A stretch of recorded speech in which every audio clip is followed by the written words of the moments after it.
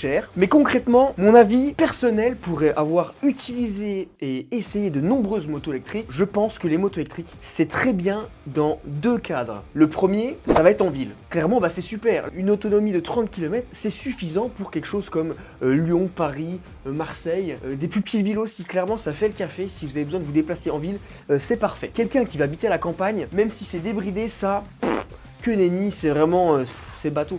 Enfin, si vous êtes parent et que vous hésitez à acheter un scooter ou une moto à votre fils ou à votre fille, je pense que ça va être limité parce que la batterie perd énormément de pourcents quand on est poigné dans l'angle comme ça sur un long trajet. Donc je pense que ça va être un peu compliqué. Mais clairement en ville ça fait le café. Bon là c'est une ancienne version on va dire, donc ça se rechargeait en 5 heures je crois, donc c'est assez énorme. De mémoire sur les nouveaux véhicules ça se recharge beaucoup plus vite avec les superchargeurs etc. Mais bon effectivement, et ça va paraître con ce que je vais dire, mais le fait de ne pas faire de bruit en ville, j'ai trouvé que c'était sympa. Par contre il y a 2-3 fois où typiquement je me suis fait des frayeurs, je remontais une file à toute berzingue et il y a quelqu'un qui traverse au dernier moment et j'avais pas prévu parce qu'on pouvait difficilement le voir, la personne qui traverse sur le passage piéton et du coup voilà, ça c'est pas une moto qui a l'ABS donc pilé sur du mouillé, je vous explique pas le travers que j'ai fait ce coup là et la personne a eu aussi peur que moi. Là typiquement un accident est vite